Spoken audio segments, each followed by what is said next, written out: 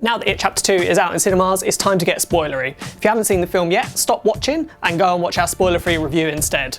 And don't set Pennywise after us if we ruin it for you. Hello. Like in the first movie, It Chapter 2 has an extra level of enjoyment for fans of the original movie and Stephen King's work in general. Director Andy Muschietti has said he was in a much more Easter egg mood for the sequel, and he's absolutely packed the film with tons of Easter eggs and references that won't get in your way if you don't know what they mean, but fans will find a little chuckle about them. We figured we'd pick out our most favourite Easter eggs from It Chapter 2, and here they are. We'll start with an obvious one. Stephen King is no stranger to a cameo in his movie adaptations, and here he pops up as the owner of an antique store where Bill spots his old bike Silver and goes in to buy it. Stephen King, though, isn't much of a fan of Bill's work as an author and doesn't even want him to sign his book. Awkward. Talking of that antique store scene, there's an extra level of meta humour in there for people who know Stephen King well. Speaking about Bill's book, he says, "I didn't like the ending," and that's a criticism that Stephen King has faced throughout his career, even when it comes to the end of it, which has proved just a bit too weird for some people. Stephen King isn't the only cameo in It Chapter 2 though.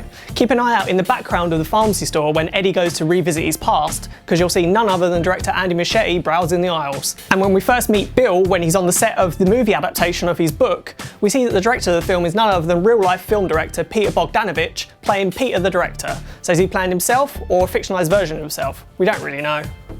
There's even a cameo for fans of the 1990 miniseries, as when we see Ben holding a meeting in his architect's office at the start of the film, one of the people in the meeting is none other than Brandon Crane, who played the young Ben in the miniseries. As in the first film, we don't see anything from Maturin, the cosmic all-knowing turtle that resides in the macroverse in Stephen King's It book. We do, however, see a turtle when Ben revisits his past, and keep an eye out in one of the school classrooms. Andy Muschietti has said that there were plans for a bigger turtle reference in It Chapter 2, but sadly it got cut. Maybe we'll see it in the planned 4-hour director's cut. Andy Muschietti is clearly a fan of the classic horror The Thing as well. When the Losers Club visit the dreaded house on Neibolt Street towards the end of the film, they're confronted with Stan's decapitated head that somehow sprouts legs and becomes a Stan spider head thing. This is a moment that's very similar to something that happens in The Thing, and to top it off, there's even a classic line of dialogue from that film itself. Richie says, "You've got to be f***ing kidding." You gotta be fucking kidding. Talking of classic dialogue, during the Losers Club final battle with Pennywise, Beverly finds herself back in the toilet cubicle where she was tormented during school.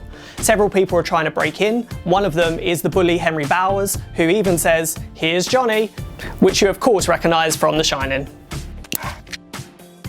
During the final moments of the film, after the Losers Club have defeated Pennywise, Bill heads back home and we see he's working on his next novel, hopefully with a better ending this time. If the words on the page we see seem familiar, that's because they're directly taken from Eddie's thoughts in Stephen King's It.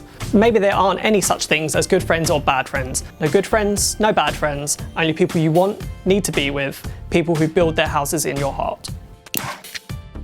And in the very final shot of It Chapter 2, we see Mike finally leave Derry after 27 years. We see the book he's been working from, A History of Old Derry by Branson Budinger, which It book readers will recognise as the very same book that was featured in Stephen King's It. And that's it for our favourite Easter eggs from It Chapter 2. Is there any we haven't spotted that you were a particular favourite of yours? Let us know below, and don't forget to give us a like and subscribe to our channel for more of our content. Thanks!